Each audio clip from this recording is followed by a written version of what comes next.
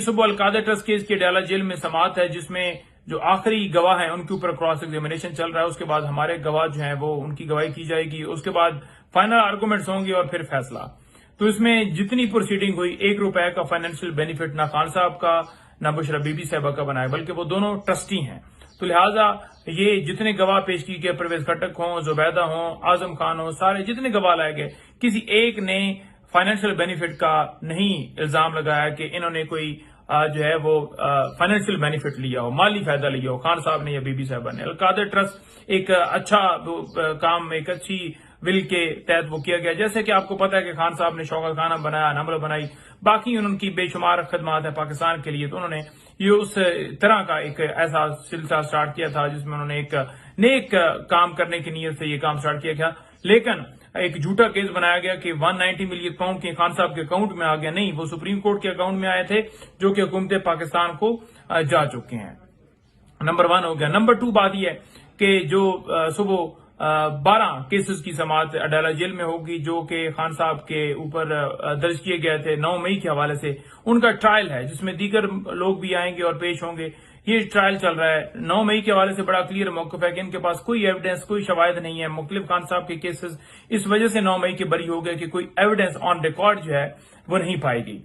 Number 3 بات یہ ہے کہ صبح جو ہے بشرا بی بی صاحبہ کی طرف سے جو پریویس بیلز فائل کی گئی تھیں ان میں جو پارشل آرگومنٹس ہیں وہ ہوئے تھے. باقی جو آرگومنٹس ہیں وہ عدالت نے کہا تھا کہ اڈیالہ جیل میں فائنلائز کیا جائے گا. تو لہٰذا وہ سماعت بھی صبح ہے جو ان کے اوپر مقدمات جو ہیں وہ انہوں نے 1 سال کے بعد انہیں خیال آ گیا کہ ان کا بھی رول ہے. یہ بھی کہیں جیو فینسنگ میں، یہ نہیں کہ جس کو دل کرے کل ہمیں جیو فینسنگ کے اندر ڈالیں، کسی اور کو کوئی 4 مہینے بعد، کوئی 6 مہینے بعد، کوئی 8 مہینے بعد، کوئی سال بعد. تو مختلف مرحلوں سے لوگوں کو وکٹمائز کیا گیا. اسی طرح سے یہ خان صاحب کی کیونکہ وہ اہلیہ ہیں اس وجہ سے ان کو نامینیٹ کیا گیا. جی کوئی ان کے پاس ان کے خلاف ایویڈنس نہیں ہے، کوئی ان کے پاس ایسے شواہد نہیں ہے کہ وہ کہیں کہ یہ منسوب ہے. بہرحال آپ سب کو پتا ہے کہ پولیٹیکل سارے کیسز ہیں. اچھا، 3rd بات ہے کہ اسلام آباد ہائی کورٹ کے اندر بشرا بی بی صاحبہ کی طرف سے جو ہے وہ مقدمات کی تفصیلات کے لیے پٹیشن دائر کی گئی تھی، اس کی بھی جو ہے وہ صبح سماعت ہے.